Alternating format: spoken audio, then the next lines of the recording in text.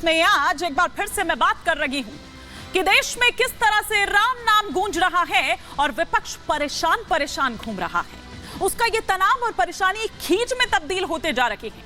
यही कारण है कि रोज रोज इस पर नए नए बयानात सामने आ रहे हैं। कभी आपत्ति प्राण प्रतिष्ठा की तारीख को लेकर हो जाती है, तो कभी वो प्राण प्रतिष्ठा प्रधानमंत्री के हाथों को लेकर क्यों हो रही है, इसे लेकर हो जाती है। अब सवाल उठाने वालों की फहरिस्त में एक जो नया नाम शामिल हुआ है, वो है कांग्रेस के थिंक टैंक माने जाने वाले सैम पित्रोदा का, जो राम मंदिर के उद्घाटन से पहले कई सवाल उठा रखे हैं। उनका कहना है कि प्रधानमंत्री नरेंद्र मोदी मंदिर में अधिक समय दे रहे हैं। पिछले 10 साल में एक भी प्रेस कॉन्फ्रेंस उन्होंने नहीं की। ये बात उनको परेशान करती है। वो यही नहीं रुके, उन्होंने आगे ये भी कहा कि अगला चुनाव देश की नियति तय करेगा। इसके बाद भाजपा की ओर से राकेश त्रिपाठी ने सैम पित्रोदा पर पलटवार किया और कहा कि सैम पित्रोदा को आज प्रधानमंत्री नरेंद्र मोदी के मंदिर जाने पर आपत्ति हो रही है। राम मंदिर बनने से बौखलाहट हो रही है। सत्यनारायण गंगाराम पित्रोदा जब सैम पित्रोदा हो जाते हैं ना, तब ये समस्या पैदा होती है। ये राकेश त्रिपाठी ने उन पर एक चुटकी ली, उन पर एक तंज कसा।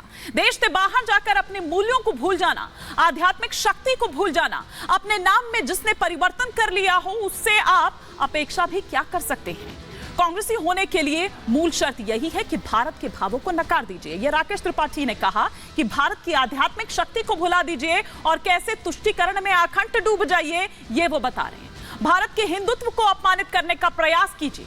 आज इसी पर कर रही हूं 5 का प्रहार कि किस तरह से इस फेहरिस्त में नए नए नाम जो हैं वो जुड़ते चले जा रहे हैं और कौन कौन है जो राम के विरुद्ध हैं और कितनी लंबी ये फेहरिस्त है। जरा फटाफट से ग्राफिक्स के जरिए उन बयानों को हम आपको सुनवाते हैं और यहां पर दिखाते हैं कि क्या दरअसल किसने कहा था। और वो एक एक कर तमाम बयान आपके टेलीविजन स्क्रीन पर आ रहे हैं। ग्राफिक्स के जरिए हम आपको बता दें, देखिए ये राम मंदिर कुछ इस तरह से, और इसमें जो लेटेस्ट बयान है, इसमें जो ताजा बयान आया है वो सैम पित्रोदा का आया है और वो ये कह रहे हैं कि क्या राम मंदिर देश का असली मुद्दा है, वो ये पूछ रहे हैं।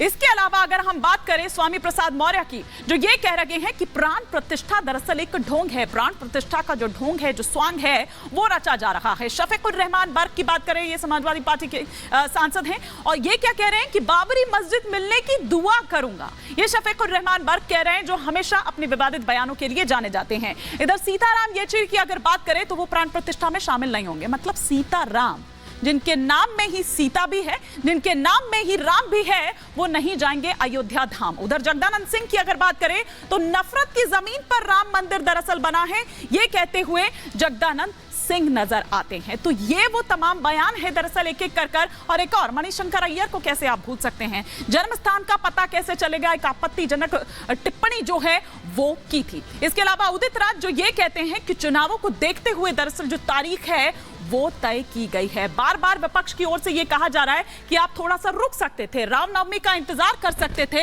लेकिन कुछ ज्यादा ही जल्दी हो रही है। अब कुछ और जो जानकारी हम आपको फटाफट से देते हैं, कुछ और ग्राफिक्स के माध्यम से, वो भी हम आपको यहां पर बता दें कि किस तरह से सैम पित्रोदा ये कह रहे हैं कि एक धर्म एक पार्टी के पीएम नहीं है। वो ये कह रहे हैं हिंदू राष्ट्र पर फैसला करे जनता कि उसको किस तरह का राष्ट्र चाहिए।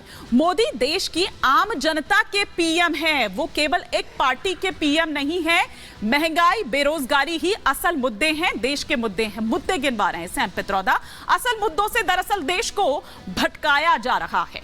पूरा देश राम मंदिर पर ही अटका हुआ है, जिससे उन्हें चिंता हो रही है। वो ये पूछ रहे हैं कि क्या राम मंदिर असली मुद्दा है, क्या देश का मुद्दा है। देश में 40% लोग बीजेपी को वोट देते हैं, 60% लोग बीजेपी को वोट नहीं देते हैं। 2024 में देश के भविष्य का चुनाव है। देश का भविष्य कैसा होगा, कहां जाएगा, किस ओर जाएगा, यह दरअसल तय करेगा 2024 का चुनाव। अब ऐसे में कुछ सवाल खड़े हो रखे हैं, एक एक कर वो तमाम सवाल 5 का प्रहार के आपके टेलीविजन स्क्रीन पर आ रहे हैं। ये पहला सवाल कि प्राण प्रतिष्ठा से INDIA गठबंधन जो है वो इतना परेशान क्यों है। दूसरा सवाल जो आपकी स्क्रीन पर चेंज हो रहा है वो ये कि क्या राम का विरोध करके ही वोट बैंक सुरक्षित रहेगा। तीसरा सवाल जो आपकी स्क्रीन पर चेंज हो रहा है वो ये कि अयोध्या से दूरी INDIA की मजबूरी है क्या। चौथा सवाल ये कि 24 में हार साफ, ईवीएम पर इसीलिए विवाद, ईवीएम को लेकर भी कई तरह के जो सवालात हैं वो उठाए गए हैं सैम पित्रोदा की ओर से। लेकिन मैं ये पूछना चाहूंगी उनके एक्सपर्ट से कि वो थे किसके लिए, वो कांग्रेस के लिए थे या भाजपा को वो दरअसल ये इशारा दे रहे थे। खैर, लेकिन पांचवा और अंतिम सवाल जो आपकी स्क्रीन पर इस वक्त आ रहा है वो ये कि सैम पित्रोदा के बयान से क्या INDIA को नुकसान होगा, और सैम पित्रोदा के बयान से ही क्यों ऐसे कई बयानात हैं जो सामने आ रहे हैं, रोज आ रहे हैं, नए नए बयान सामने आ रहे हैं, और हर बढ़ते दिन के साथ जैसे जैसे 22 तारीख नजदीक आ रही है वो और ज्यादा आक्रामक होते जा रहे हैं। इसी पर आज 5 का प्रहार करूंगी, कई खास मेहमान मेरे साथ जुड़ेंगे, उनसे करूंगी इस पर चर्चा। लेकिन पहले आपको दिखाती हूं एक ग्राउंड रिपोर्ट।